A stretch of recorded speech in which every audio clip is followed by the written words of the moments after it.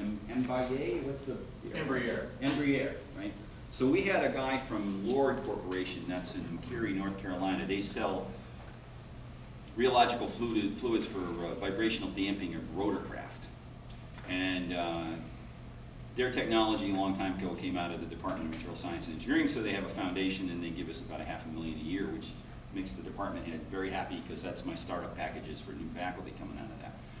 And I fully expected the Lord Foundation from the Lord Corporation to be telling me doom and gloom and, you know, our money is gone and we're not going to be able to do very much and so forth. And he was talking, the president of the company was talking about this particular Brazilian aircraft manufacturer. They have gone down and they are now increasing sales for the last couple of months, buying stuff from Lord. You know, you don't want to say, okay, we're out of the woods, but you know, Europe is way down. But I think things overcorrect. When they go to that, when we went up, we went too far up, and when we went down, we went too far down. And there's some motion there. And the Brazilian economy, in particular, is a very interesting thing to be thinking about and having relations with. So, you know, I don't know what else you're doing with Europe. I mean, your students will want to be global citizens, right? So language and culture. And wherever you look at what relationships you already have and which ones you could build on, look for good partners that would, why would, say, the Technion want to be interested in University of Florida? What's here that they would like to be able to send students and faculty and so forth? And you want to pick, I don't know, you want hundreds of relationships, you want a few, and you want to work those well. Visitors back and forth and so forth. Faculty are the best source for this. I mean, faculty collaborate across the world, but they usually do it one-on-one, right? They have friends that they went to grad school with, or for whatever reason they're buddies with, and they jointly collaborate. Nobody approves it or anything. They just do it. But if you see a concentration or an opportunity to cluster it up, build it up, and then get some additional resources and make it a permanent thing, students, I think, would be excited about traveling to different countries. And now you got to worry about, can they get credit for what they do there, and how does it fit into your curriculum here, and so forth. So those are big questions. But I think the competition, if for example, Florida had no outside the state relationships for students to go and do things, I mean, nobody would come here. They're looking for that as part of their education.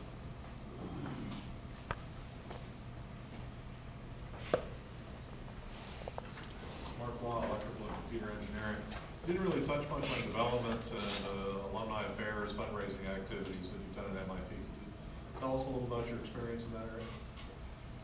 Yeah, our development office is pretty awesome. They've been around for a long time, and they track a lot about people. And development is a long process. And I've had a couple of, well, I can't say I did very much about it. One guy came in, a guy named Salapatis, and he was on our visiting committee. I got to know him a little bit, and he had heard some of the challenges and so forth. He came in one day, and he lives in Athens, and he's retired, sold his company, and nobody knows how much he's worth. And he'd already given us a couple professorships, and he asked me what my priorities were, and I told him, and I was wondering, is this $10,000? Is this $100,000? It was $5 million, it turned out. And we were building a laboratory with some of that, and we did a bunch of graduate fellowships.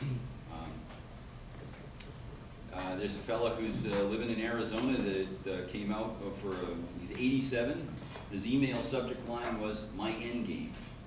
I'm like, what's this? And he has some children that are now in their 60s. They're not interested in his business. He set them up. He says they're good to go. They're not interested in my business.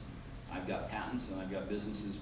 Would you be interested in? I said, what is it? He says, well, desalinization. So, okay, let's talk. That sounds pretty interesting. We've got electrochemists in our department, and then, of course, depends on what the donor wants to do. You might have to go, Dean would have no problem because you're connecting all the different schools. As department head, you'd like to get it for your own department. So these things sometimes just happen spontaneously, but other times the development office has been, you put people on your visiting committees, make them stakeholders, right? So they care about helping you, especially people that have great wealth. So relationships take a long time, and then I don't know if anybody can take credit for it. Really, the donor takes credit for it. Whatever motivates them makes them make that decision.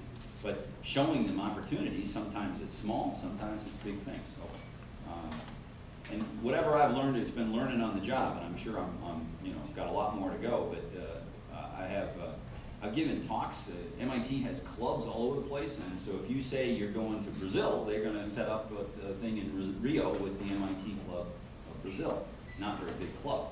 I've been to Tel Aviv and talked to the MIT Club of Israel, Athens, Oslo, Tokyo. I mean, MIT has a Tokyo office. There's 3 people over there work full-time because of the strong relationships with Japan. I don't know if Florida has any overseas offices, but you know, if there was really strong relationships with a particular country, sometimes it just makes sense to have somebody in country to enhance those relationships and keep them going. But it's all about people and relationships and keeping constant updates. So when I meet with somebody, the development office is on me to give a trip report. What'd you talk about? What were they interested in? Have they done anything with other, what have they been using their research? What did they share with you about what they're interested in? So you can best match up their interests with MIT's needs. I think this year I was told it's down 6% giving, but that's not bad considering. So people that have a lot of money and care a lot about where they went to school, a little recession doesn't bother them. Someone may want